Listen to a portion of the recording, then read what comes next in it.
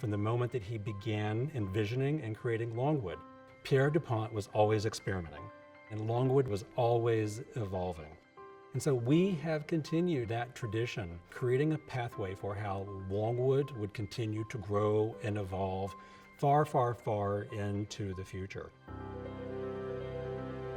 The Longwood Gardens sustainability story begins in 1906 when Pierre S. DuPont purchased Pierce's Park to save a significant collection of unusual trees from a local lumber company. Sustainability is in Longwood's DNA.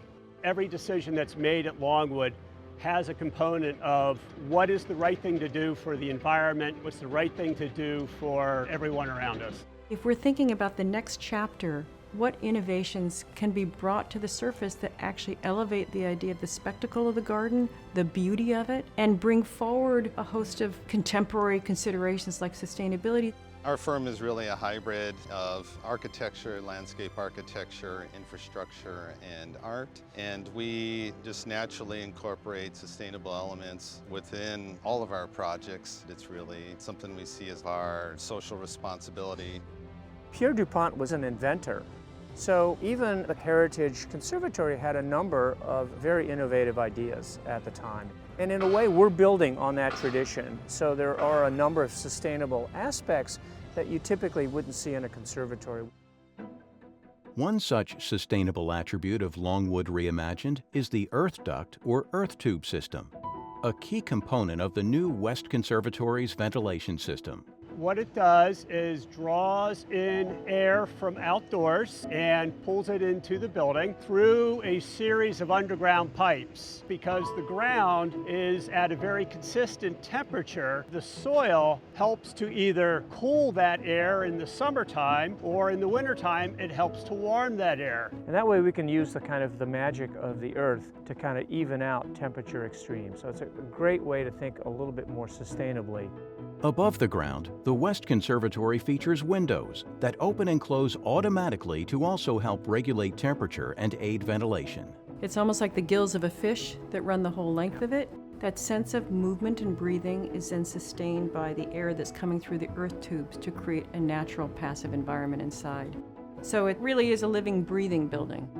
A state-of-the-art geothermal ground source heat pump system will provide heating and cooling for much of the Longwood Reimagined project, including the Grove, which will house offices and classrooms, the lower levels of the West Conservatory, and the new 1906 restaurant and event space. Longwood drilled 127 wells, each approximately 320 feet deep, in a nearby parking lot. And what it's doing is, again, trying to take advantage of the Earth's temperature to use that as either a heat source or a heat sink. So it makes it a much more efficient means of heating and cooling. In fact, it'll probably save us 25 to 50% energy usage at each of those spaces. A rain capture system will collect rainwater from the over 1 acre of rooftop space created by the new West Conservatory and the Grove buildings. Every drop of water that falls on that surface has to go someplace. By harvesting that storm water, we're picking up a water that is extremely clean and can be captured and stored and then used for things like irrigation and supplemental water in our fountains. So that, over the course of a year, is going to save us about 1 million gallons. Longwood is at the forefront of a new movement in the wood industry to reuse wood from trees that have fallen or are at the end of their lifespan. They wanted to use their own lumber throughout their Longwood Reimagined project, so they approached us to take some logs and mill them into usable lumber for furniture. It's a good use of the wood. It's actually a carbon sink where it stores carbon instead of releasing it into the atmosphere. Each log has a story, and the pieces all have a special meaning to them. There's a couple farm tables for the restaurant. There's a special table that's supposed to look like a ginkgo leaf. There's a bunch of bonsai furniture for the bonsai room. It's about 25 pieces altogether. They're also been really good with using us as a community outreach. The Challenge program is a construction training program. We work with youth that have serious barriers to employment. 18 to 24 is our target age. We do construction training on the job site. We have comprehensive case management. We try to get them ready to enter the workforce. Getting the opportunity to learn all these different skills from people that care about their community, that's a really cool thing. I learned a lot here. They want to see us do good, but they also want to help us learn so we can get out in the world and do for ourselves as well. A truly great garden cannot exist without unimaginable beauty that is supported by thoughtful, sustainable features.